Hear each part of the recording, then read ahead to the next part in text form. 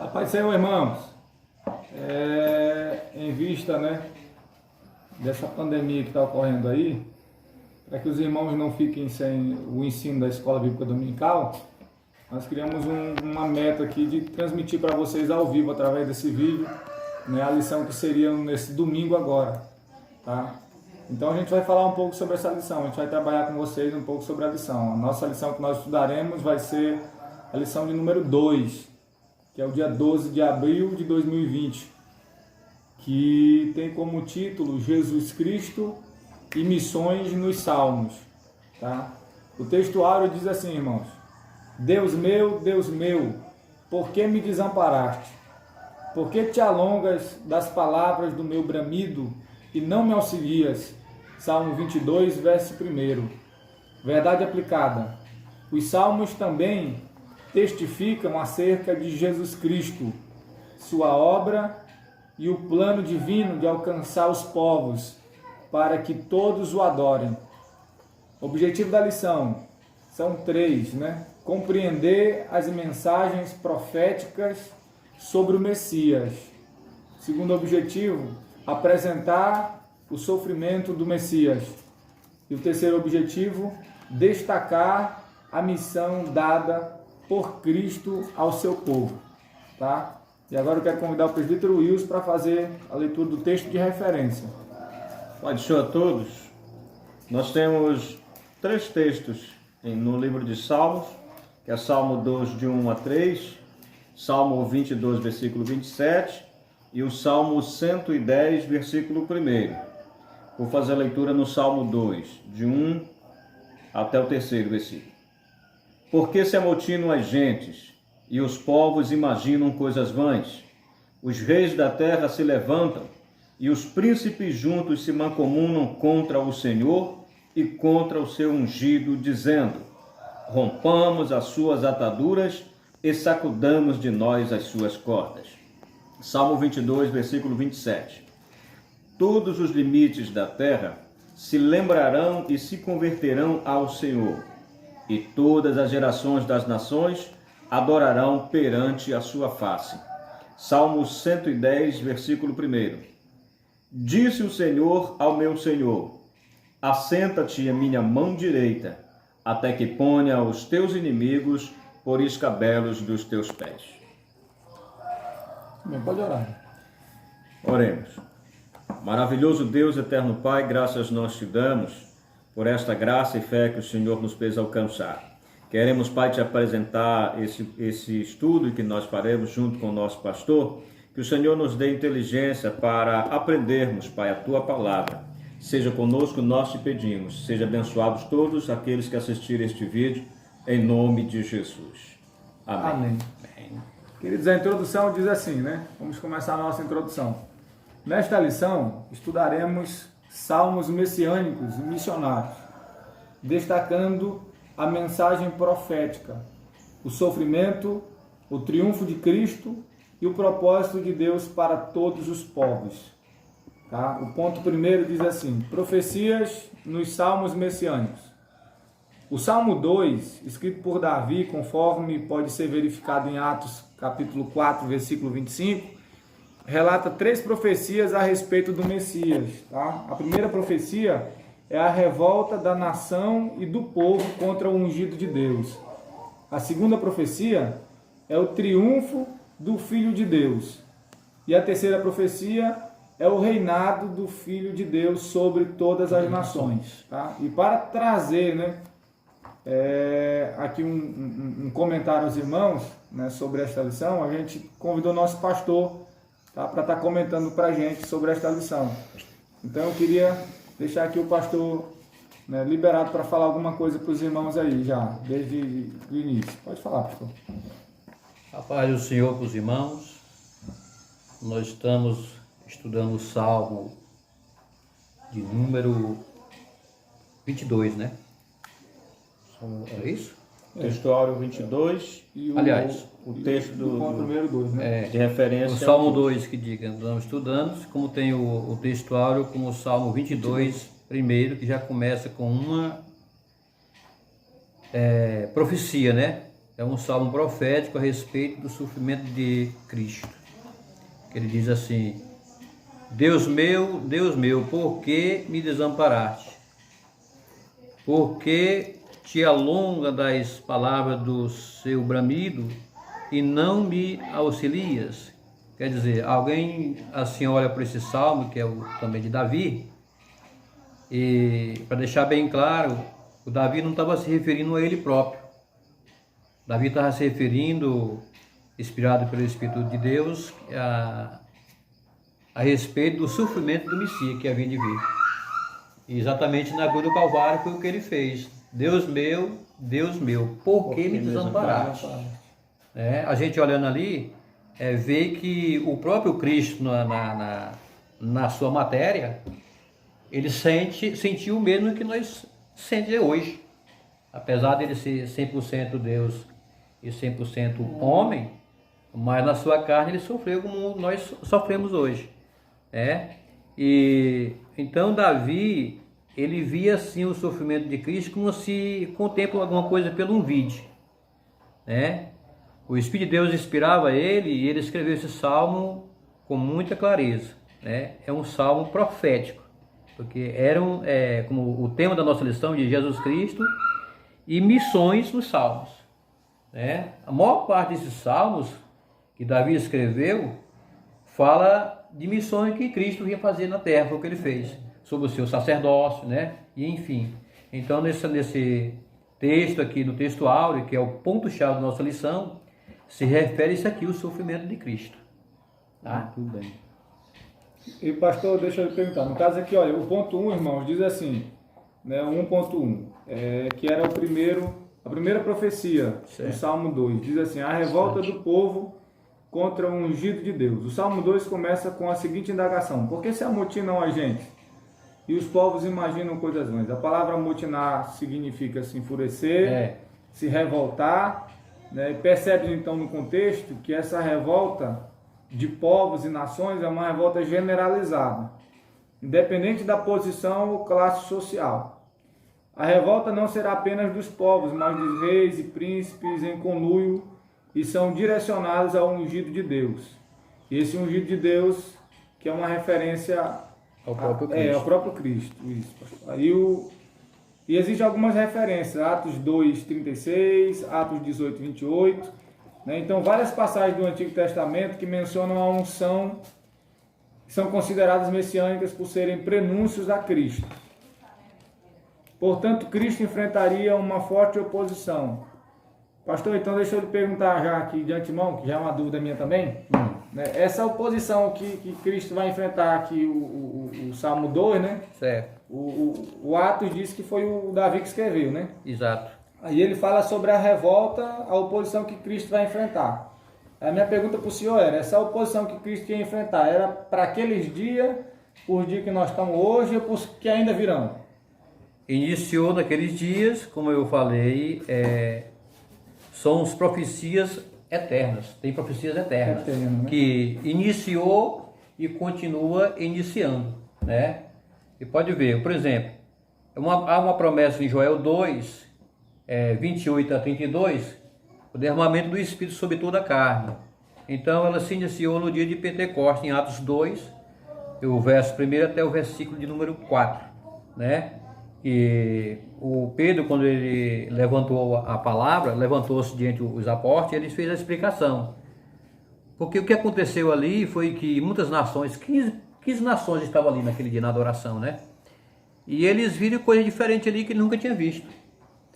Então ele disse: não, mas eles estão cheios de mosto, eles estão embriagados, eles estão bêbados. Aí o apóstolo Pedro levantou, acho que eu vejo pelos olhos da fé, ele abriu assim: deixa aqui, eu vou fazer a explicação, vocês estão enganados. Ele foi na frente e explicou. Esse povo não está embriagado como vocês estão pensando, que é muito cedo, é a terceira hora do dia, ou seja, o nosso horário era 9 horas da manhã, terceira hora do dia, 9 horas da manhã.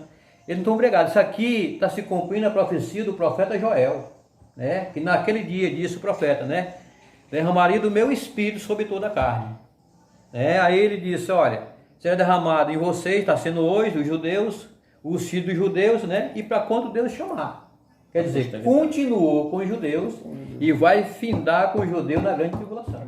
Desde o Então, no início. caso, pastor, essa revolta aqui já existiu no começo. Já existiu no começo, Tem sabe? hoje, no caso, né? E hoje, no caso, mas E como vai tem? ser Pelas mais... nações que estão aliadas ao anticristo, Ao é uma anticristo, revolta. é Por uma quê? revolta. Eles não estão aceitando o reinado, entendeu? É a mesma coisa da nossa política hoje, né? Entre fulano, eles não aceitam, quer ciclano e continua mal a pior. Quer dizer, não aceita, né? Mas o que eles queiram que não queira, Cristo vai triunfar. Ele é o todo-poderoso, é o vencedor. Quer falar alguma coisa, mano? Estou aqui para falar a respeito dessa revolta no dia de hoje, né? Aqui mesmo na nossa revista, ela fala, já na última parte, o ataque direto aos valores cristãos, a morte e a tortura de missionários cristãos são exemplos claros dessa revolta contra Cristo e nos nossos dias, né? E isso tem acontecido, já começou a acontecer naqueles tempos, tem acontecido isso nos nossos dias e essa revolta ainda vai crescer ainda até Como o vai domínio crescer? completo de Jesus Cristo, né? Era isso aí. Tá. E aí, irmãos, o 1.2 diz assim, o triunfo do Filho de Deus. Aí diz assim, percebe-se que a revolta e o concluio dos reis, príncipes, povos e nações relatadas no Salmo 2, que é a oposição a Cristo, tinham por finalidade romper as ataduras do Messias. Rompamos, ou seja, removamos ataduras e cordas. Não querem o domínio e o poder sobre eles. Retrata aqueles que não se submetem ao senhorio de Cristo. Contudo, o texto informa que o concluio e revolta não subsistirão, pois o Messias triunfará. Tá? Aí o 1 Coríntios capítulo 1, versículo 20, diz assim, os sábios e entendidos serão confundidos. E a parte B, que é o Colossenses 2,15, diz, haverá triunfo sobre os arrogantes. Sobre Sobre os arrogantes, né? Sobre, por cima. Então, mesmo que ele se revolte, pastor, o reinado de Jesus ele continua triunfante. vai vencer sobre... Exatamente. A derrota dele já está garantida. A derrota está garantida. Né? Então existem pessoas, pastor, que não aceitam se submeter a Cristo. Não, como sempre nós dizemos, hoje é assim, você prega a mensagem do Calvário, você prega a salvação na pessoa de Cristo, diz que o céu é bom, né? O céu foi preparado para o homem, né? E ele rejeita. Assim, Entendeu? Mesma coisa. Rompamos as ataduras. Sempre foi, sempre é, eles tentam romper as ataduras. Não Mas quer sempre receber vai o domínio, ter né? aqueles que nunca aceitam. Né? Mesmo sendo a nossa igreja, tem aqueles que são sempre insatisfeitos. Né? E a gente não deve nem ignorar. Né? Porque eles não aceitam totalmente. Principalmente uma coisa que é divina, né? Eles já começaram a perseguir, já desde o princípio do nascimento, tentando destruir, também já estava profetizado pelo profeta Jeremias, né? Que Raquel ia chorar os seus filhos. Era uma profecia a respeito de Jesus, né? Quantas crianças não morreram por causa dele? Né? Foi morta muitas crianças pelo rei Herodes, né? Ele foi para o Egito, até que passasse as perseguições, quer dizer, tudo já estava profetizado, quer dizer, eram missões dos salmos, também dos profetas. Se cumprindo. Se cumprindo, entendeu?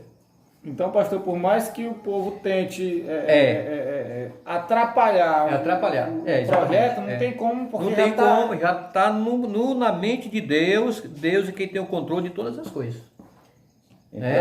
Então, se aceitar Jesus e receber o senhorio, exatamente, perfeito, mas se não receber, já está sentenciado. É aquilo que Jesus disse, né? E de pregar o evangelho a toda criatura. Quem crê e for batizado, será salvo. Porém, quem não crê, será condenado. Ele não está dizendo, está, né? Porque tem a vida, né? Mas será condenado. É bem claro isso aí. Ali. É verdade, entendeu? Então fica aí o conselho para que receba essa autoridade de Cristo sobre a sua pessoa. É verdade. E no caso, receber não é só você levantar a mão e dizer, eu aceito Jesus como meu Salvador. É obedecer o que a Escritura diz. Exatamente. Né? Receber de todo o seu coração. Receber os conselhos e praticar o que diz a palavra de Deus. É porque sempre há, e voltando, sempre houve e sempre há resistência hoje. Pastor, no caso aqui, esse rompamos a atadura, né? Que significa que eles não aceitam, né? Obedecer a Deus, porque obedecer ele não é pesado, né? ele não submete. Né? Para eles, esse obedecer, no caso, é pesado, É pesado. né? Para eles é um jugo pesado. Mas o próprio Jesus disse que o seu jugo é suave. Mas é porque não é voluntário, né? Exatamente. O que não é voluntário torna-se um sacrifício para a pessoa. Torna-se um sacrifício, né? Se sente mal em fazer, exatamente. Né? Já a pessoa que aceita Cristo de coração, ela já tem prazer em obedecer. Ela já procura isso, para ela é gostoso, para a gente é bom, a gente gosta de fazer a vontade de Deus. Quantas vezes as pessoas não dizem conosco que ser crente é ser escravo? Porque não façamos o que quer? Muitas pessoas dizem para a gente, não é escravo, porque o crente é uma vida preso de escravo, não bebe, ele não fuma, não vai para as festas, não vai para as baladas, quer dizer, é um escravo. Ao contrário, quem está sendo escravizado é eles. Nós não façamos isso porque nós já estamos libertos pelo poder do sangue de Jesus. No caso, se eu quiser fazer, né? Mas aí eu decido não fazer, isso é sinal que eu estou liberto. E estou liberto. Então, se eu faço aquilo que me dá prazer, na verdade eu sou escravo. Escravo. E eles não sabem. Se eu não consigo parar, verdade. então eu sou um escravo. A gente começa a entender, e o entendimento da vontade de Deus, da palavra de Deus, é que de fato liberta. Então, às vezes, a pessoa pode estar até servindo, vindo à igreja, mas se ela ainda sente aquele desejo muito forte das coisas do mundo, é sinal de que ela ainda precisa de libertação. Né? Porque até o próprio Cristo, ele falou lá no Evangelho de João, que eu não estou lembrado do capítulo agora, que ele disse que o filho não fica para sempre em casa. Ou seja, o escravo. Né? Mas o filho fica. Ele é da liberta, ele é filho, e ele não é. Então ele é escravo, ele não é filho, ele não tem parte de maneira nenhuma com o filho da herança. Entendeu? Porque não é liberto. Então, no caso, eu explicaria por que muitos não conseguem permanecer. Exatamente. Né? É porque não foram libertos ainda por completo. É bem claro isso aí. Jesus falou no seu Evangelho de João, está escrito lá. Conhecereis a verdade e a verdade vos libertará. Só que isso é um entendimento que a pessoa precisa ter na mente dela para ela fazer as coisas voluntariamente. Exatamente. Então eu deixo de fumar porque é minha vontade não fumar. Não é porque é proibido, é porque é minha vontade. Eu entendo que eu não posso, eu entendo que eu de fato não quero. Eu deixo de prostituir porque justamente eu entendo o que é Cristo, a santidade de Cristo. Então eu voluntariamente digo, não vou prostituir. Não deixei de fazer só porque está proibido. Porque se eu deixei de fazer só porque ainda está proibido, eu ainda sou escravo do pecado. Exatamente. Não estou liberto. Exatamente, então, que Jesus falou esse respeito lá. E pastor, no caso então, o processo de libertação começa quando o indivíduo reconhece que não é liberto, é assim? Começa a entender pela palavra que ela vem para libertar. Na medida que ele vai meditando, né, a própria palavra vai libertando. Vai vendo que, rapaz, isso aqui ainda não está certo ainda não. Gente, rapaz, eu prostituí. A Bíblia está dizendo assim, fugir da prostituição. A palavra então, tocou. Ela vai, na medida que ele vai, isso também se dá, não uma vez por todas, mas uma vez gradualmente vai se dando essas coisas. Processo de libertação. Processo de libertação. Vai lendo, vai meditando, vai ouvindo e vai percebendo a sua condição aqui. Ele vai libertando. Então nós vamos agora para o ponto 1.3. 1.3 diz assim, é o reinado do Filho de Deus. O decreto divino estabelece o reinado do Filho de Deus. Pede-me, e eu te darei as nações por herança, e os fins da terra por tua possessão. Salmo 2, verso 8. O decreto divino, encorçado nos versos 7 e 9, profetiza o ofício real de Cristo. Verdade. O exercício desse ofício por Cristo está mais detalhado no Novo Testamento em relação ao universo. Cristo passa a governar o mundo. Isso está em Mateus 25, capítulo 25, versículo 31 ao 32. Exatamente, que ele diz, né? As nações serão reunidas em volta dele. Mateus 28, 18 e Hebreus 1 e 3. Aquilo que eu falei no Mateus 25, 31 e 32, na vinda dele, com a igreja, com poder e grande glória, ele vem findar o período da grande tribulação, né? No caso, pastor, ele vem já encerrando a tribulação, no caso. Ele vem naquele momento, porque, como eu falei agora, antes de nós começar o estudo, né? é que Israel está no grande aperto. Ele está sem uma saída. Entendeu?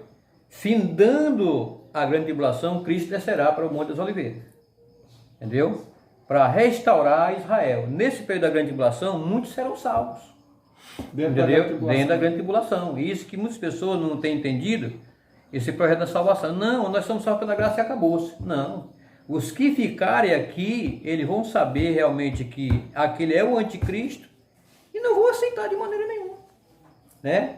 Por isso que vai começar a grande tribulação. Primeiro, os judeus recebem, né? No início. Mas depois ele quebra o pacto. Trazendo a imagem do anticristo para dentro do templo, e os judeus, você sabe que tem um mandamento de Deus, eles não vão adorar a imagem, né? Ele já começa, ele quebrou nesse momento a aliança com Israel e as demais nações, e já começa a assolar o povo judeu. Né? Pastor, aqueles anjos que vão pregar, né? É dentro da grande tribulação? Dentro da grande tribulação. Vão pregar, né? O que eu entendo, assim, eu aprendi, eu sempre refiro o saudoso pastor Zé Costa, que ele ensinou muito a esse respeito. Naquele dia, Deus vai soltar o último cartucho para salvar essa nação. Ele não vai deixar o inferno ser cheio de humanidade lá não, que o inferno foi feito para o diabo e seus anjos. Então Deus vai usar todos os meios, porque é a história final, né, da igreja, né, ou seja, do filho de Israel. Então ele vai usar todos os meios. No princípio da grande tribulação, será assinalado 144 mil, né, judeu, 12 mil de cada tribo, para passar, no caso, para passar a grande tribulação. E mesmo assinalado, mas não impede que eles passem a grande tribulação. Como hoje nós temos o selo que o Espírito Santo. Mas impede nós passar a tribulação, o Espírito Santo? Não. Nós passamos com o Espírito Santo. Né? Então você é assinalado para cumprir essa missão, vão evangelizar e influenciar o mundo com a evangelização. E pastor, eles poderão, no caso, sofrer a ira do anticristo? Sofre também. Sofre, vai ser perseguido. Né? Vamos pregar o evangelho com perseguição. Eles não quiseram pregar numa boa. Né? Vamos pregar com grande tribulação, né? Sofrendo. Esses 144 mil são os 12 mil são judeus. 12 mil, né? E por cima, os anjos voando, dizendo, dai glória, voltai ao vosso Deus. É um aperto total. Entendeu? E pastor, outra pergunta. No caso, então, irmão e pastor, ninguém poderá, no caso, dizer que não teve oportunidade, é isso? É porque ninguém Deus usou tudo que podia usar. Tudo que podia usar, todos os meios. Ninguém vai dizer que não teve oportunidade. Né? Como hoje o evangelho está sendo pregado de todas as formas. Pelo canal de televisão, pelo rádio, nas casas, de várias formas, né? Folhetos, as pessoas entregam. Você abre um pacotinho de pipoca, tem lá um versículo da Bíblia, né? De todas as formas sendo evangelizado. O cabo não vai dizer assim, não tive oportunidade. Entendeu? A oportunidade todo mundo está tendo. Agora, Deus está no controle, mas o homem que toma a decisão, né? O aceita ou rejeita.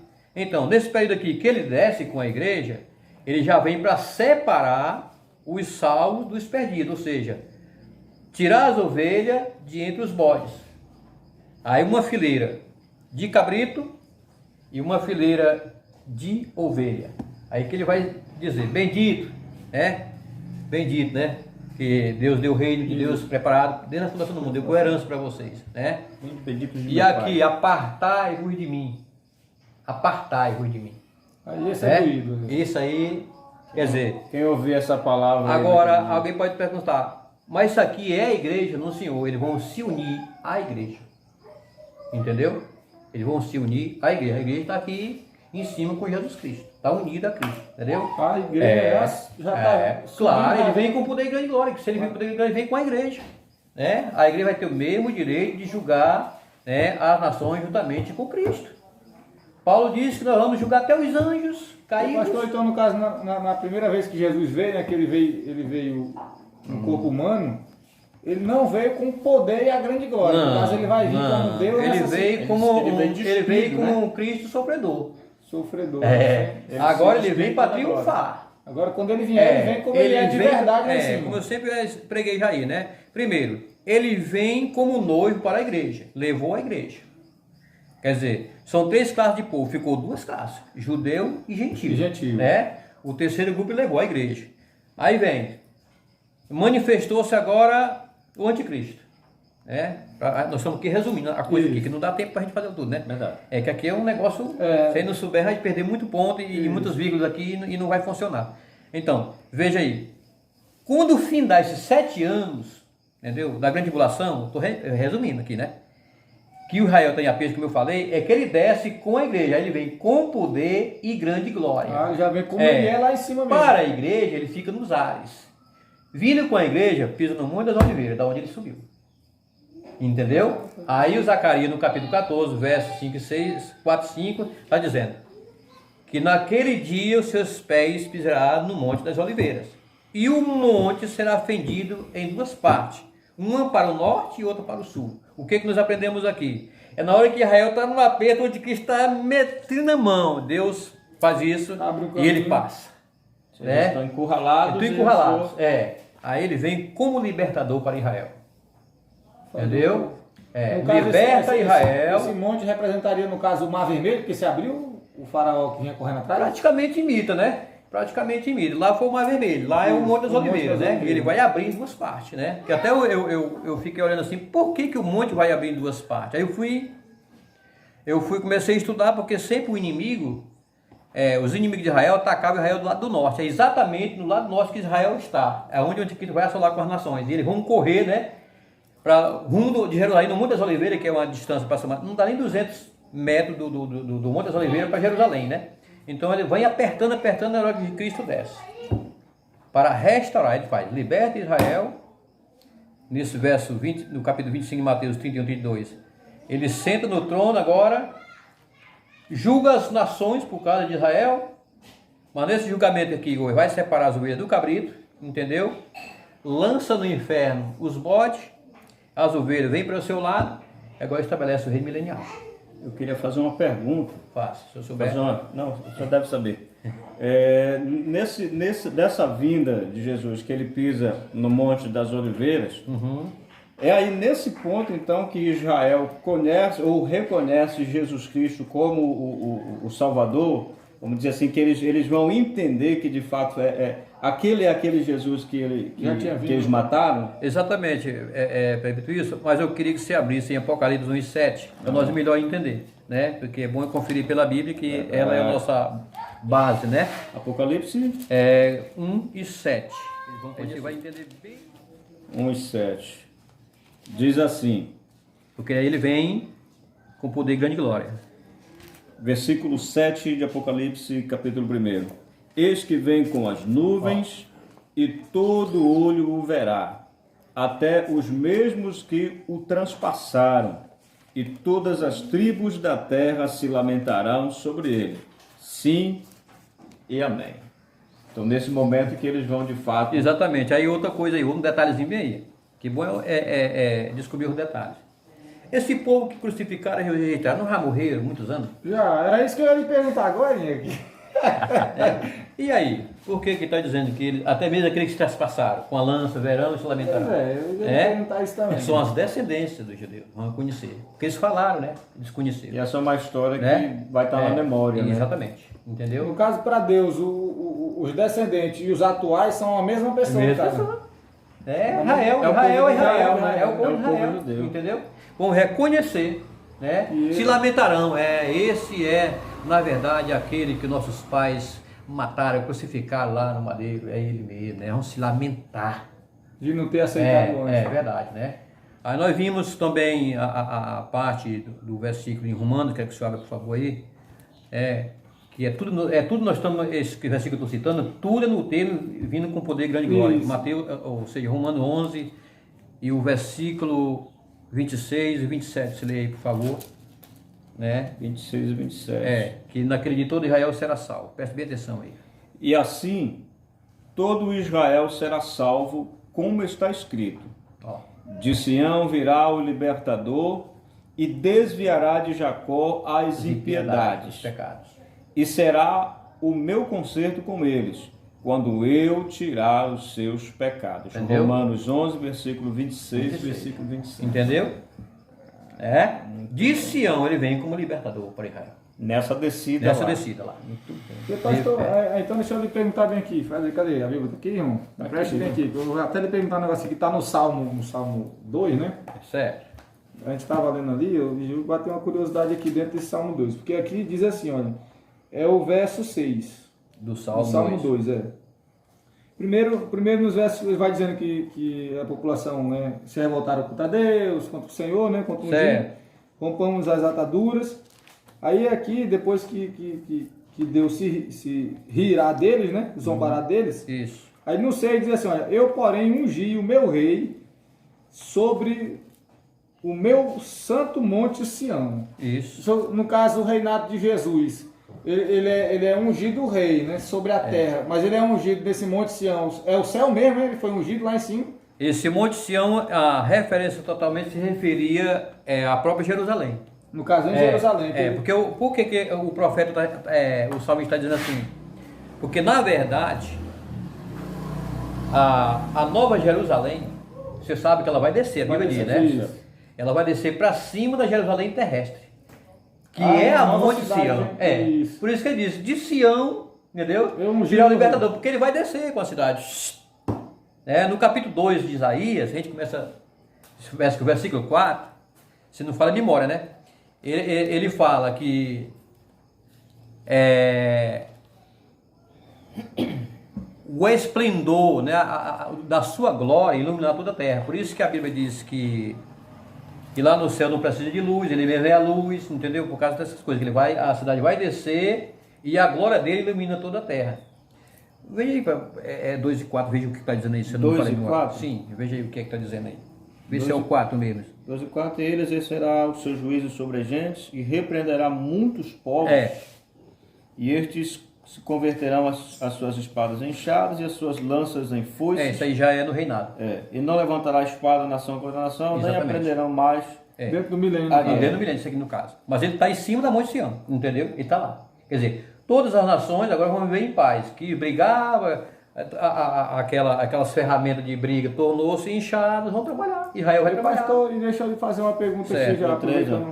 Porque de Sião sairá a lei, de Jerusalém isso aí. a palavra do Senhor. É verdade, de Jerusalém, ele tem que ir lá. Aí deixa eu lhe perguntar, no caso, porque assim, o milênio, né, vai ser Jesus reinando junto com a igreja, né? Junto com a igreja. Aí deixa eu lhe perguntar assim, no caso, durante esses 1000 anos, as pessoas sendo governadas por um juiz, por um rei que é justo, né?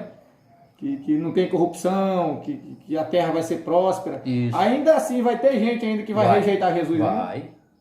Vai. Por que o Satanás é preso? Porque na hora que ele prende Satanás durante o milênio, né? Ele vai passar 1000 anos preso. Entendeu?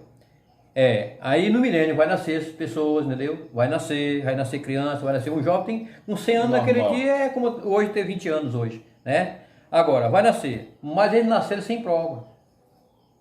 Eles não nasceram sem passar pelo processo de prova, né? Tá tudo muito tranquilo, tudo muito na paz. Eles nasceram na paz, eles não teve guerra das nações, de um Salvador, entendeu? Então, Deus vai testar. E é isso que o homem disse aquele dia que ele deu aquela errada, que o salvo do milênio vai aparecer no juízo final. Não, senhor. O que vai aparecer no juízo final é esse que levantaram contra Cristo. O diabo será solto e a Bíblia diz que ele vai dos 4 cantos da terra, entendeu? Reunindo as nações lá, para combater contra os santos aqui, na Monte Sião, lá em cima, né? Não é assim que diz lá o texto? Vai tentar de novo ainda. Tentando, irmão. É a última revolta dele. Entendeu? É a última revolta. Aí fica claro da gente entender, pastor,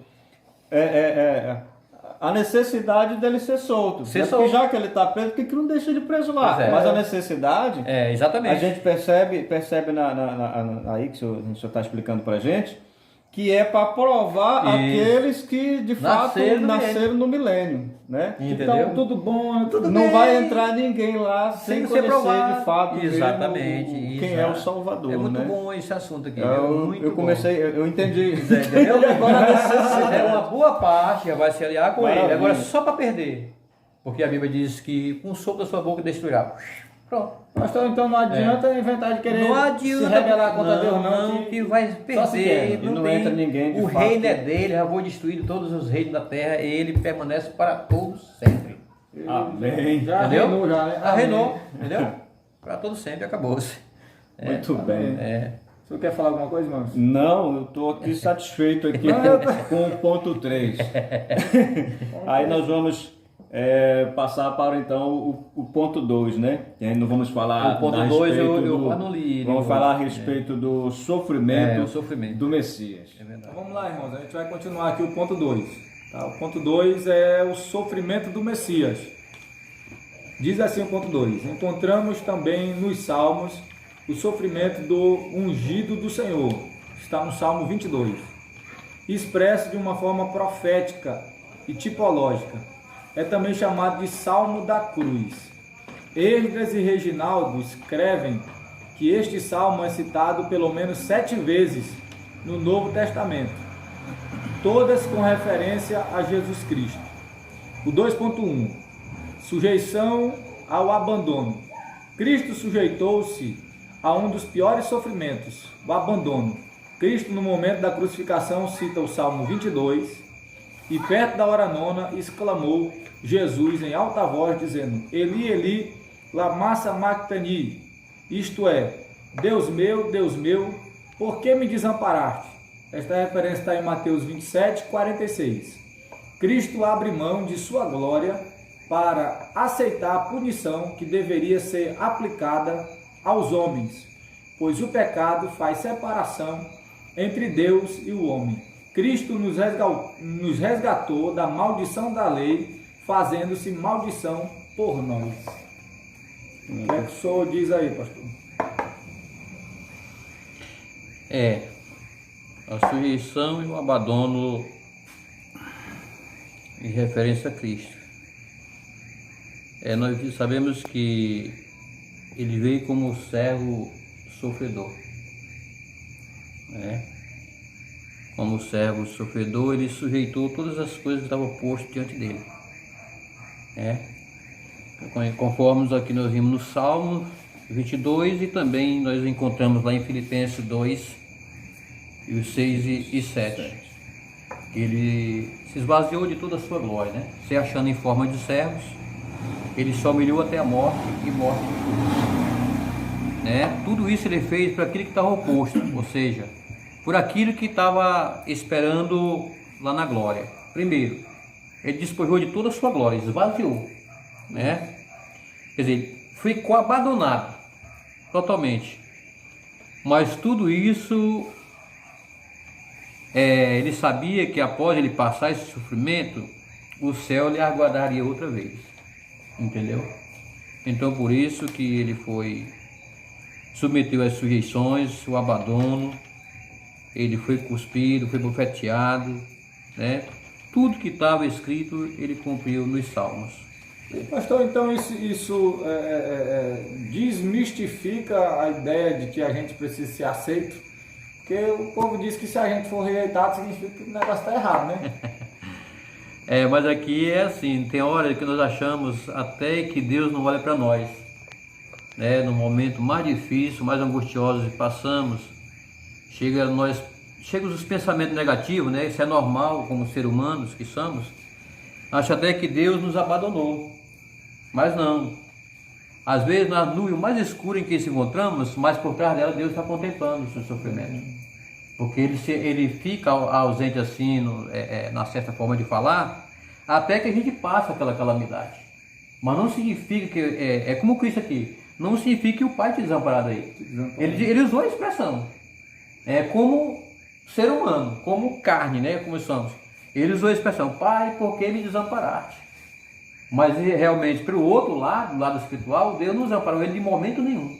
Porque até então, se Deus tivesse desamparado, ele não tinha vencido. Não tinha vencido, né? Porque entendeu? Tem hora que parece assim. Parece. Na forma como a coisa se desenrolou, rejeição, abandono e tudo, parece assim que dá até para pensar que a pessoa não está no propósito. Isso, a primeira coisa que os que não conhecem, que não entendem o plano de Deus, pelo menos esse plano que é redentor de Cristo, eles passam a pensar nisso. Eu dou minha própria experiência ministerial assim, quando eu cheguei à posição de diaconato, eu passei um momento difícil, entendeu? Eu já falei para vocês, a igreja que eu presidi, ela me procurou me tirar, fazendo reuniões me tirar, quer dizer, eu fiquei lá embaixo, eu me considerei um homem desamparado em tudo, e esse mesmo pensamento passou, eu disse, rapaz, eu acho que até Deus me abandonou, porque a própria igreja que eu estou presidindo fez isso comigo. né? Aí eu cheguei a dizer para o presbítero Gonzaga, eu disse assim, na minha angústia, eu disse assim, presbítero Gonzaga, para mim não existe mais nada. Aí ele foi e me deu um conforto, disse, não, o senhor vai subir em ministério. Eu disse, como? Se até o pastor é contra mim. Entendeu? Quer dizer, hoje eu passo a entender que Deus estava naquele negócio. Quer dizer, eu senti a mesma coisa que Jesus sentiu aqui, o abandono, né, da igreja, da direção ministerial e a igreja que eu pertencia. Quer dizer, mas depois que eu passei isso, o próprio pastor me levou ao presbitério. Quer dizer, Deus me exaltou, eu tinha que passar aquele processo. A mesma coisa que, já que estava no Salmo, que está em foco, sempre é o Salmo 22, em todas as formas que você vê, né? Ele tinha que passar esse processo. Mas esse sofrimento aqui, dele não impedia que ele realmente fosse rejeitado pelo próprio Deus. Né? Então a gente pode tirar umas lições para a gente, né, desse sofrimento de Cristo. A gente entende tudo que Cristo passou, tinha um propósito, tinha uma finalidade que ele alcançou, né, e vai alcançar de forma plena. Exatamente. E do mesmo modo a gente pode tirar para a gente também. Exatamente, né? lições, Como né? o pastor Josimar frisou, né? Às vezes a pessoa tem aquela mística de se eu estou sofrendo oposição, então porque Deus não está comigo. Outras pessoas podem até pensar isso, né? Mas olhando para Jesus, a gente percebe que é o mesmo caminho nosso, né? Então Deus tem um propósito também na nossa vida, que de aperfeiçoamento, e para justamente a gente ter experiência, a gente poder também ter palavra para ajudar as pessoas que estejam passando no mesmo momento que a gente. E assim como Cristo sofreu e continuou, perseverou, né, cumpriu todo o seu propósito, da mesma forma a gente precisa perseverar, continuar, levantar a cabeça e saber que tem a vitória, né? Como diz aqui no 1 Coríntios capítulo 15, versículo 58, que nós estávamos conversando aqui anteriormente, diz assim, ó, portanto, meus amados irmãos, sede firmes e constantes, sempre abundantes na obra do Senhor, sabendo que o vosso trabalho não é vão no Senhor. Então todo o sofrimento de Cristo não foi vão, ele vai ver o seu trabalho cumprido e nós também, perseverando, lutando, trabalhando, a gente também vai. Porque chegar lá. Das coisas boas que a gente vê aí, nesse ponto que nós estávamos falando agora, 1 Coríntios 15, 58, é que é a nossa posição, o nosso foco. Por mais que tem pessoas ao contrário e tal, mas a gente coloca o foco naquilo que vamos fazer. Isso aí, quer dizer, Jesus ele não tirou o foco, ele sabia tudo, que tudo estava escrito a respeito dele. E pastor, no caso, é importante então que a pessoa tenha certeza do seu propósito. Do seu propósito, a gente tem que ter certeza. Do porquê que ela foi chamada, por que eu estou passando isso, o que Deus quer comigo, o que é que Deus está preparando para mim, né? Porque a passar esse desprezo aqui, ele se esvaziou, né? Aqui, totalmente. Ele se humilhou. Humilhou a quem? Ao próprio Deus. Ele estava em forma humana, em forma de servo. Entendeu? Ele se humilhou até a morte e morte de cruz. Ele sabia que passasse aquilo ali, o céu lhe aguardava outra vez. E foi o que aconteceu. Então tipo assim, no caso, se a pessoa não tiver certeza do que ela vai viver, né? Ele vai viver ela fica enganada, né? Ele vai viver em vão. Olhar para a recompensa que está proposta. Exatamente. Né? Então o foco da gente em Cristo Jesus é obter a salvação, o cumprimento dela cabal, né? Plena, né? Da gente morar com Ele na eternidade. Então, se a gente tiver esse foco, como diz o pastor Juvenal, a gente pode sofrer as aflições que sofrer, a gente vai estar de olho nessa finalidade aí, né? E vamos perseverar e vamos chegar lá, né? Então tem que estar de olho nesse foco aí. Qual é o nosso foco? Às vezes a pessoa desiste porque ela própria não tem certeza do que é o principal para ela, o foco, né? Não sabe tanto que tem valor, né? O que está preparado, né? E aquilo que eu sempre ensino à igreja, né? Quando Deus ele prova o ser humano, ele quer algo de melhor com ele. Deus não vai provar a pessoa só por provar. Quando Deus prova o ser humano, Deus tem algo com ele. Mas ele tem que passar aquele ali, tem que testar, porque é difícil ver as bênçãos. É como eu sempre digo, a Bíblia mostra as bênçãos condicionais e as incondicionais. Né? Então tem bênção que ele prova a gente para poder Aprovar. Aprovar. Entendeu? Mas por que Deus faz isso comigo? Deus me conhece. Sim, exatamente, Ele conhece, mas Ele coloca nós no teste. Acho que até pro diabo não acusar. né? Exatamente. De mão beijada, né? De mão beijada. Ele falou com Jó, né? Ah, Dá isso tudo que eu pra ia ele, falar né? agora, né? Jó 40 lá. Pois é. Ele dá tudo pra ele, então desse ele te jeito. serve. Desse jeito, né? Verdade. Então vamos lá, 2.2. 2.2 fala sobre a zombaria e o desprezo. Olha aí, Salmo 22 de novo. Salmo 22, verso 6, ressalta: Mas eu sou verme e não homem, Pessoal, opróbrio dos homens e desprezado do povo. Denota-se na presente passagem o completo esvaziamento de si, comprovando o que o apóstolo Paulo fala em Filipenses 2, versículos 6 e o 7. Quando Cristo assumiu a forma de servo, como profetizou Isaías na nova tradução linguagem de hoje, tão desfigurado que nem parecia um ser humano. Isso está em Isaías 52, versículo 14. Foi ridicularizado pelos homens, conforme pode ser verificado por suas declarações em Marcos 10, 33 ao 34, e pela atitude de um dos ladrões que estava na cruz. Então Cristo foi zombado. observe aí que os dois malfeitores, um à direita e outro à esquerda, no mesmo estado em que Jesus se encontrava, mas ele mesmo zombou dele. E Entendeu? pastor, no caso assim, Interessante, uma né? pessoa, por exemplo, você pode estar passando pela mesma situação que outra pessoa está passando, e essa pessoa está passando por isso, porque merece, e você está sem merecer. Sem merecer. Entendeu? Porque o outro zombou, né? Porque a condição ali era a mesma. Né? Mas presta atenção um detalhe aqui, né? Ele mesmo no sofrimento que os três se encontravam, já estava profetizado também que ele ia morrer de dois malfeitores. Né? Aí veja, o da direita aceitou Jesus, ele disse a expressão, né? Hoje mesmo estás comigo no paraíso. Ele não disse assim, daqui a 2 anos, 3 anos, é hoje, é no presente, hoje mesmo estarás comigo no paraíso. Deus está mostrando a salvação, é agora, é no presente, né? E o outro se perdeu, blasfemou, na mesma situação em que Jesus se encontrava como outro e blasfemou. Então você pode ter um histórico aí de vida errada. De vida errada, quer dizer que nem o sofrimento que estava passando muda a situação. Tem ser humano assim, passa por passar, mas não muda de ideia, não se converte, o coração duro, não aceita qualquer explicação. Foi o que aconteceu com o outro ladrão. Se perdeu, não porque Cristo quis. Olha assim, o outro confessou, encontrou salvação. No caso, não é a circunstância, mas é a atitude que a pessoa toma na circunstância. Na circunstância. Você nota que nem a circunstância levou ele a aceitar Jesus. Se chegar no final ali, você reconheceu Jesus como o Salvador. Voltasse para ele e está pronto para salvar.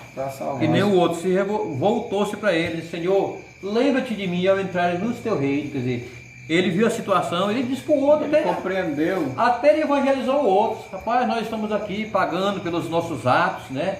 Este homem, a gente olha para ele, não tem problema nenhum, né? É um santo de Deus, né? Aí, Senhor, lembra-te de mim ao entrar no teu reino. Ele disse, hoje mesmo estarás comigo no paraíso. Ele entendeu que Cristo era Salvador. Era Salvador. Por essa palavra que ele disse, né? Quando tu entrar no teu reino, lembra-te de mim. Tipo assim, tem misericórdia de mim. Exatamente. Né? Aí, então ele reconheceu quem era Cristo até na cruz do Calvário e o outro não. É como o pastor estava dizendo, é a bênção condicional, né? A condição para você receber a bênção da salvação é você entender quem é Cristo Jesus e aceitá-lo como o seu Salvador, né?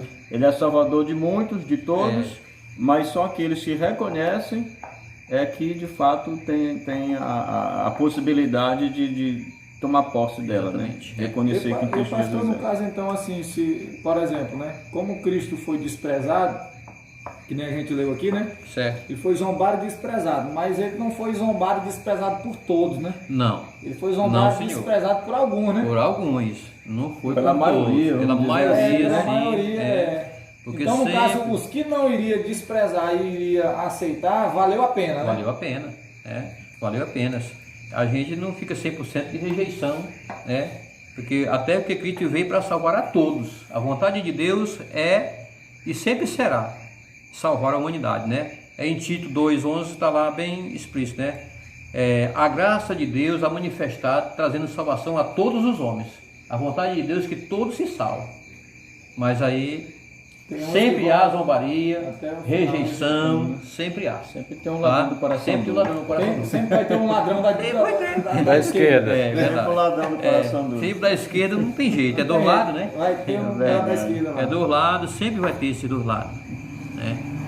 Então, Muito 2.3. Passar para 2.3. O sofrimento não lhe impediu É lindo isso aqui. de cumprir a missão. Olha aí. O verso 22 dá início a uma declaração pública de alguém que não deixará de anunciar e louvar o nome de Deus. O escritor aos Hebreus usa este verso para se referir a Jesus Cristo. O sofrimento, o desprezo, as afrontas não conseguiram impedir o ungido de Deus, Jesus Cristo, de cumprir sua missão. Anúncio e louvor não serão abafados pelo sofrimento. O trabalho da sua alma ele verá e ficará satisfeito. Isso está em Isaías 53:11. Já era uma profecia, né? Já era, isso que eu até falei muitas vezes aí. Ele vai ter, Vai ver. ele vai ver que Vai tudo ver. que ele fez valeu a pena, né? Exatamente. Tão satisfeito que chama os que foram santificados de irmãos. Ainda que haja zombadores e escarnecedores, contudo também há santificados e também há irmãos. O senhor deu uma lidazinha lá no Hebreus. Hebreus 2, 11 e 12. Vê aí, ó. 2, 11 e 12. É. Diz assim: pois tanto o que santifica como os que são santificados, vêm todos de um só. Por esta causa, ele não se envergonha de chamar-lhes irmãos, dizendo: anunciarei o teu nome a meus irmãos, cantar-te-ei louvores no meio da congregação. Aí aqui o 13 segue, né? Sim. E outra vez, porei nele a minha confiança, e ainda, eis-me aqui e os filhos que Deus me deu. Olha aí. O foco aqui. O sofrimento na vida do ser humano não impede de cumprir a missão. Quando se fala em fazer missão, é um trabalho árduo. Muito árduo. Porque quando você vai fazer missão, é a mesma coisa que aconteceu com Cristo. Há os que aceitam e há os que rejeitam. Né? Você chega em casa que alguém bate a porta, não quer nem lhe ver. Não, esse negócio de evangelho, isso, já estou acostumado a ouvir isso aí, não quer saber. Quer dizer, sempre a rejeição. Mas aí você vai esmorecer, você vai desanimar porque alguém não aceitou Jesus como Salvador? Você vai parar a missão? Não. Cristo poderia ter parado.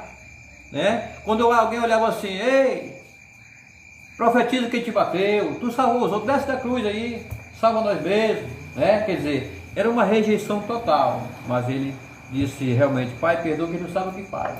Tem muita gente que desvanece da evangelização justamente porque ela não vê logo o resultado.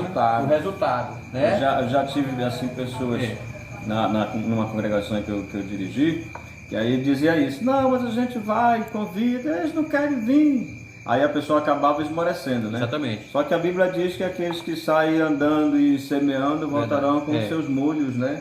Quer dizer, alegre. Aqui, ó. Porque a rejeição aqui, você vai deixar de louvar, você vai deixar de pregar porque alguém não aceita a sua pregação, né? E a missão sua que Deus colocou para você fazer, né? E pastor, no caso então, por exemplo, porque tem pessoas que se justificam, né?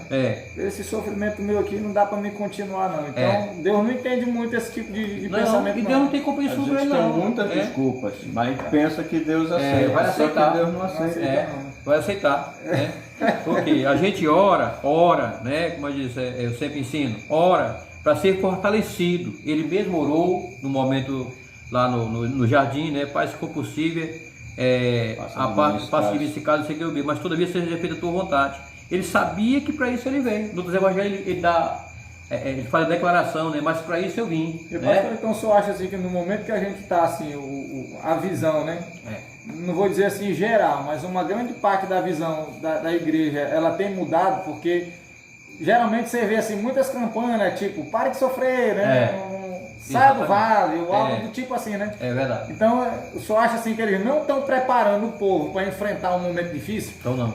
Porque o certo seria o povo já saber que a qualquer momento pode chegar um momento difícil, você tem que encarar ele. Porque o próprio Jesus ensinou, quando ele disse assim, toma a tua cruz e siga-me, o que Jesus estava dizendo? Cruz é peso, né? Cruz é né? sofrimento. Ele sofreu na cruz, né? Até que já estava bem profetizado, quero que o prefeito Wilson olhe aí no Deuteronômio que eu falei agora, né? No capítulo 21, né? Ou é 22? Vamos dar uma olhada. Que já estava profetizado a respeito dos amaldiçoados, né? Os malfeitores, eles era quem ia para a cruz. Aí você olha aqui que o próprio Jesus ele se fez maldito, se fez amaldiçoado por nós.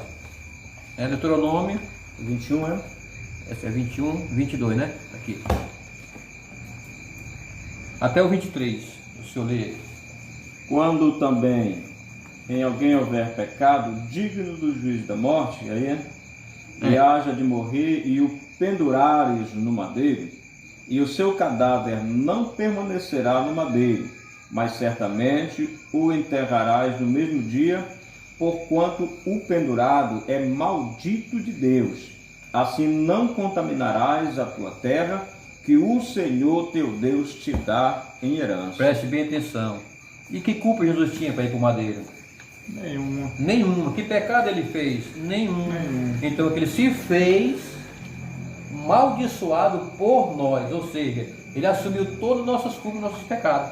Porque o profeta diz que ela faz divisão entre nós e o vosso Deus. Então ele assumiu, mesmo sem ser pecador, ele assumiu.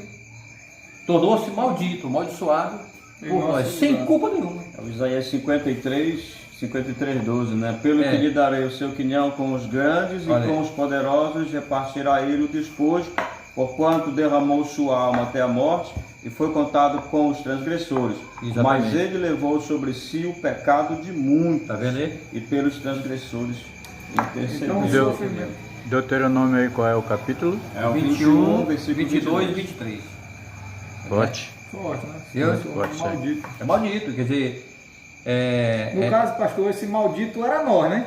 era nós, se refere também nós, né? Que nós Só que aí éramos Na antiguidade, no ele antigo, se fez maldito ele se fez em por nosso nós, lugar. nosso lugar. Que no antigo pacto, a nossa transgressão estava ele, como diz Isaías 59, né? No 1 e 2 lá. no antigo pacto ou na separação. antiga aliança, qualquer pessoa que cometesse esse tipo de crime aqui, blasfêmia, ele ia para a cruz, para o madeiro. Era crucificado lá, quer dizer, não é nenhuma cruz, era uma arte. Ele era dessa forma aqui. Quem já fez essa cruz mesmo foi os romanos. Que faz Jesus de braços abertos. Adaptaram já. Mas Jesus morreu assim, ó. Entendeu? Numa arte. Entendeu? Então quem ia para essa arte era o malfeitor. E Jesus, veja, que ele se tornou tudo isso por nós. Será que Deus amou essa humanidade? Que deu seu único filho, né? Tornou-se maldição por nós.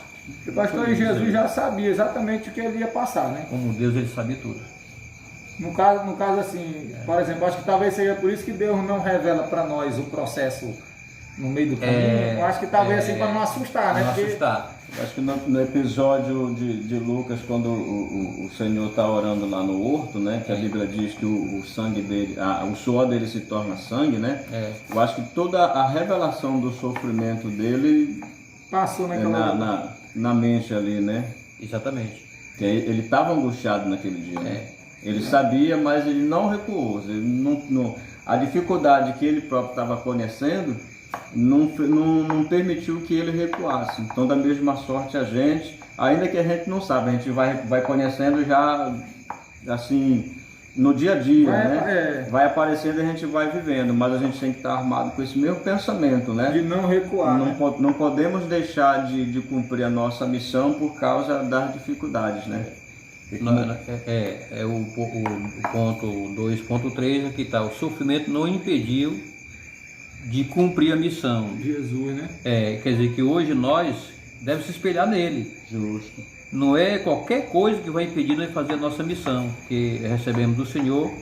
E se nós rejeitar, recuar, né?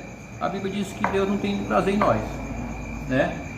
Nós vamos ter que passar isso aqui. Se Cristo passou, nós não somos melhor de que Cristo em relação aos sofrimentos, né? forma Então, agora, eu tenho meu ministério de louvor. Vai chegar um momento de aflição na minha vida, eu vou abafar o meu louvor? Não. Se alguém não aceita o seu louvor, não tem problema nenhum. Aqui não aceita, mas tem milhares e milhares de pessoas que aceitam. Louvor, geralmente o povo já coloca Deus na parede. Né? Se Deus na parede. Não mudar as coisas, eu não faço mais para ti. Exatamente. Né? Sempre nós vamos ter oposição. Nós temos que entender que nem todos vamos nos aceitar. Se o próprio Cristo, uma parte, rejeitar, imagine nós. Verdade. A gente tem que entender bem isso aí, né? Mas não impede de fazer a nossa missão. Agora aqui, outro ponto aqui que nos chama atenção. O trabalho da sua alma ele verá e ficará satisfeito. Agora o resultado, quando a igreja chega lá, entendeu? Que ele vê milhares de milhares, ele vai ver, esse foi o resultado da minha missão, do meu sofrimento lá na terra. Aí vai ser glorioso. Derramou a sua alma na morte. Então às vezes a gente não vai ver o resultado de imediato. Resgatando, porque nem tudo que você planta você vai colher no momento. Não colhe. Tem árvore que você vai colher com 2 anos, 3 anos, ou 3 meses e assim por diante, né? Não é no momento que se planta você vai colher, mas quando ele vê isso aqui fica satisfeito, né? Do trabalho da sua alma, o sofrimento que ele teve, resgatou milhares, milhões de almas para o reino de Deus. A visão que a gente precisa ter justamente exatamente essa, né? isso, Da recompensa que a gente vai alcançar do sofrimento, né? E o meu conselho para o corpo ministerial é esse aqui. Vocês podem estar dirigindo uma igreja com 2 crentes, entendeu? Mas não coloca a visão só nos 2, você olha para frente, né? Você foca nas coisas grandes que vai acontecer, entendeu? A nossa visão tem que ser uma visão ampla, né? E sem fugir do foco. E Deus só no controle. Porque às vezes o cidadão prega até para 50 pessoas, mas se ele pregar para um, ele não tem coragem. É verdade. Rapaz, diminuiu muito o público, né? É verdade. É verdade. Então, maravilhoso isso aqui. Vamos adiante. Então vamos lá, o ponto 3, irmãos. O ponto 3 diz assim: o sacerdócio real e os salmos missionários. Aí, todos eles aqui. Estudadas as questões relativas às profecias, aos sofrimentos do Messias e seu sacrifício, conforme o Salmo 2 e 22, cabe destacarmos alguns pontos frisados no Salmo 67, no Salmo 110 e no Salmo 117. Isso é um versículo. 3.1. O sacerdócio da ordem de Melquisedeque. Olha aí. O Salmo 110, verso 4, informa acerca de um sacerdote eterno, segundo a ordem de Melquisedeque. Esse ponto também é tratado em Hebreus 5, versículo 6. De acordo com Mateus Henry, Melquisedeque foi sacerdote no seu trono e também o é Cristo. Zacarias capítulo 6, versículo 13. Rei de justiça e rei de paz. Melquisedeque não teve sucessor, nem Cristo o tem. O sacerdócio dele é imutável. O sacerdócio de Cristo é incorruptível, sem pecado. 15. Sofreu tentações, mas não pecou, e tendo cumprido a sua obra, foi recebido em cima no céu. Está em Atos capítulo 1, versículo 9 a 11. Cumpriu toda a missão e agora foi recebido em cima no céu. Essa a respeito desse personagem aqui, Melquisedeque, ele é o tipo de Cristo. Melquisedeque não teve outro sucessor, e nem genealogia, não aparece. Quem é seus pais? Quem é sua mãe? Você achou na Bíblia? Não existe. Não, tem não. Mas por que não veio? Então estava falando para o presbítero isso agora. Muitas coisas não vêm, e isso é com Deus. Não trata nós querer descobrir aquilo que Deus encobriu. Para nós só as reveladas. Quer dizer, as coisas reveladas pertencem a nós e a nossos filhos, e as reveladas pertencem a Deus. Mas ele trata aquele sacerdote eterno, e o sacerdócio de Cristo é o segundo a ordem de Melquisedeque. E pastor, esse sacerdócio no caso porque antes o sacerdote tinha a função de interceder pelo povo, né? Então no caso de Jesus tem a mesma função. Tem a mesma função. Aí você vê que em Gênesis 14 aparece a história do Melquisedeque. Aí a repetição no capítulo 7 de Hebreus, né? Que faz a referência ao dízimo, né? Então veja aqui, ele apareceu na cena no Gênesis 14, quando o Abraão ele vinha de uma guerra, né? Ele tinha 318 empregados, servos que lhe serviam na sua casa, e ele conseguiu resgatar o Ló de volta, né? Aquela guerra que houve lá na Sodoma e Gomorra, né? Aqueles 4 reis, 5 reis, né? Contra 4, e o seu sobrinho Ló foi levado a cativo, e ele tomou a posição, ele conseguiu vencer essa guerra. Nesta volta ele teve um encontro glorioso com este homem. Ele aparece agora no cenário, Melquisedeque, abençoou, e distribuiu a primeira ceia, pão e vinho para Abraão, entendeu? E Abraão não pediu, ou seja, ele não pediu o dízimo a Abraão, e o Abraão, gratos pela conquista, pela vitória, que dízimo é gratidão a Deus, ele dizimou de tudo que ele possuía naquele momento, e abençoou. Aí você vê, desapareceu ele aqui. Já vai aparecer mais na frente. Lá na frente. Então o sacerdócio de Cristo é o mesmo de Melquisedeque. A mesma ordem. A mesma ordem, quer dizer, Cristo vai sentar no seu trono, quando vier com poder e grande glória, e não terá sucessor. Porque no caso, pastor, o sacerdote no Antigo Testamento mudava, né? Mudava. Por exemplo, porque era um sacerdote fraco, quer dizer, morreria um, tinha que vir outro, da mesma descendência, para substituir. Esse aqui não. Ele morreu uma vez, ele fez o sacrifício uma vez por tudo. Aquele não, do antigo pacto, era a diferença. Era anual o sacrifício que fazia e era fraco. Se ele tivesse pecado, ele morria pelo fogo da lei lá dentro. Morria lá dentro do santuário. Diz a história que tinha umas campainhas ali, quando ele estava movimentando, tinha corda para puxar, porque ninguém poderia entrar no santuário, que é o lugar santo do santo, né? Se ele morresse lá, ele tinha que puxar ele pela corda. Quem entrasse lá morreria também. Então o Cristo será sacerdote eternamente, Ele vai reinar para todo sempre. Pastor, então Deus reconhece exatamente, porque assim, o cidadão pecava, o sacerdote tinha que fazer uma oferta pelos pecados da pessoa. É verdade, que cometeu. anual. Isso, então, mas então no caso Deus reconhece, por exemplo, o cidadão pecou e Jesus está lá como esse sacerdote, intercedendo pelo indivíduo. Aí como é que Deus reconhece exatamente já a oferta que foi feita? O sacrifício dele foi tão perfeito, Porque perfeito. Assim, anualmente o sumo sacerdote, no tempo da lei, entrava dentro do santuário para fazer expiação pelo povo. Anual. Anual. Então todo ano o povo pecava e ele tinha que fazer a mesma coisa, o mesmo sacrifício, apresentar o mesmo sacrifício, fazer as mesmas oferendas. As mesmas coisas, quer dizer que ali eu passo a entender que era apenas só lembrado. Não apagaria os pecados, continuava a mesma coisa. Só lembrado, outra coisa também. E ele entrava ainda, esse sumo sacerdote, ele entrava com sangue alheio. E Cristo ele veio com seu próprio sangue, foi seu próprio sangue, porque ele é perfeito. Ele era com sangue de bode, de ovelha, de carneiro, novilho. Então sacrificar os outros é fácil, né? O sacrifício dele foi tão perfeito que não há necessidade de um novo sacrifício. Pois é, porque isso foi perfeito. Então ele não vai fazer de novo o mesmo sacrifício. Não. Já valeu aquele único. Agora é assim, hoje o pecador que reconhecer isso aqui, ele pede perdão a Deus e será realmente perdoado. Pela fé, através de Jesus, ele chega ao trono da graça. Pela fé.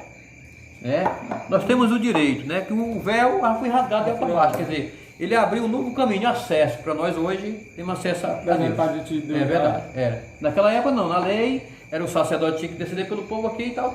Ninguém tinha acesso a Deus a não ser o sacerdote. Aqui, 1 João, primeira epístola de João, Isso. Capítulo 2, versículo 1 em diante.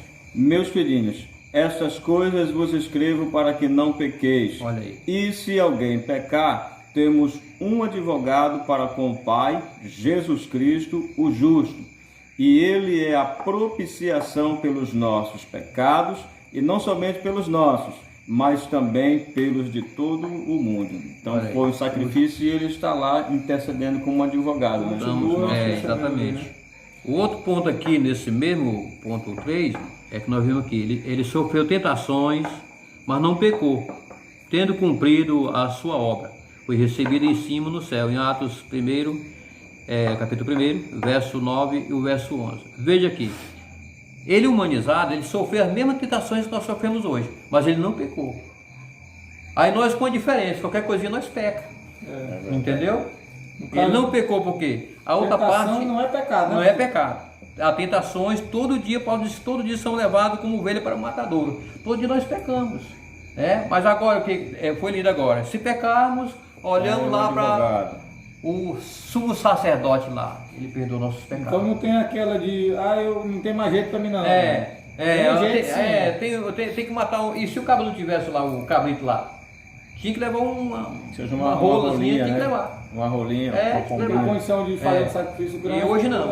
É só você chegar a Deus lá de todo o coração e pronto, está perdoado. Seus joelhos, confessa confessa os pecados e confessa e deixa, alcançará a misericórdia. Maravilhoso. É verdade. Maravilhoso. Então é bom isso aqui, né? Vamos prosseguir? Bora. 3.2 Os salmos missionários. Olha aí. Após destacarmos os salmos diretamente relacionados à pessoa e característica de Cristo, compete observarmos que os salmos 67 e 117 estabelecem um dever missionário. Assim, o livro dos salmos nos convoca não apenas para conhecermos a pessoa de Jesus Cristo e sua obra, mas, por causa disso, clamarmos a Deus por misericórdia e bênçãos, sem contudo ignorarmos o propósito de Deus em abençoar todas as nações. Salmo 67, verso 2, Salmo 117, verso 1. Como revelado a Abraão, em Gênesis 12, verso 3, né? Acho que a notícia é uma medida sanitária. Né? Exatamente. O texto do Salmo 67, verso 2, revela este propósito. Para que o verso menciona caminho e salvação, vontade de Deus, o padrão divino para o nosso viver e a tão grande salvação. Há uma interessante sequência. Somos abençoados para que a vontade de Deus e a sua salvação também sejam reconhecidas ou conhecidas por todas as nações. E assim o Senhor será adorado por todos os povos. Observe aí. Maravilhoso. Tá vendo aí? Então veja aí, em todas as formas, Deus, ou seja, Cristo Jesus, ele vai reinar sobre todas as nações. Quando Deus chama Abraão, ele fez o propósito de abençoar nações nele. Abraão, todas as nações serão benditas em ti.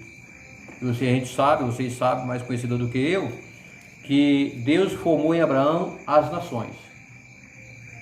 Abraão, Isaac e Jacó, e os 12 patriarcas. Povoou a nação judaica. Então, para aquele propósito de Deus, era que Israel ganhasse as nações e ser abençoado. Só que eles entenderam o plano de Deus de outra forma. Quando o seu líder morreria, eles entravam na idolatria. É interessante aqui, entendeu? Aqui no Salmo 67, né? Isso. A referência ali da lá diz assim: para que se conheça na terra o teu caminho e entre todas as gentes a tua salvação. Isso era o propósito de Deus. Aí o versículo 5 e 6 diz assim: louvem-te a ti, ó Deus, os povos, louvem-te os povos todos. Versículo 6: então a terra dará o seu fruto e Deus, o nosso Deus, nos abençoará. Então a vontade de Deus é abençoar seus filhos. Abençoar seus filhos. Mas aí o povo tem que louvar o Senhor. Tem que viver na presença de Deus de todo o coração, né? Sofrendo ou não, glorificando a Deus. Né? Aí você trabalhando assim, a vontade de Deus é de fato abençoar a vida da gente. Né? Porque a vontade de Deus, nós ser abençoados, não é só nos dízimos, não é só nas ofertas. Deus, ele quer ser louvado por nós. Ele quer que o que é a função do louvor? É a gratidão a Deus. Quem está alegre, né? Feliz, ele amanhece o dia cantando um hino de vitória, aquela alegria, né? E Deus ali, se sente feliz porque está sendo adorado através do nosso louvor. E a bênção, mais do que a bênção material, a bênção espiritual, da pessoa estar feliz, da pessoa estar alegre, da pessoa estar em contato com Deus, estar perto de Deus. Porque muitas pessoas, quando falam assim, Deus vai te abençoar, ou Deus dá uma promessa de bênção, a pessoa pensa logo na parte material, dinheiro, carro, casa, coisas materiais. Exatamente. Nunca penso nessa alegria, nessa felicidade, nessa comunhão com Deus, que é uma bênção também, verdade, né? De você estar perto do Senhor em comunhão com Ele. E aqui Deus esperou de Israel isso aqui, de ele fazer missões para as nações e não fizeram. É como hoje o crente hoje, né? Ele tem que influenciar o mundo trazendo para Cristo. E muitas vezes ele que vai para o mundo. Então nós somos um Acaba sendo espelho. influenciado. Quer dizer, Israel, Deus esperou que Israel ganhasse o mundo para Jesus. Ao contrário, cair na idolatria.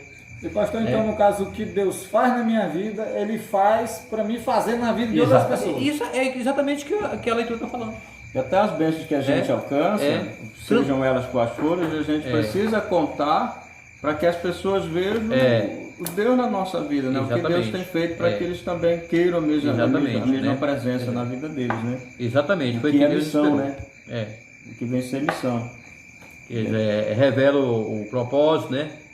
Para que o verso mencionado, o caminho de salvação, vontade de Deus, o padrão divino, para o nosso viver, tão grande salvação. Há uma interessante sequência.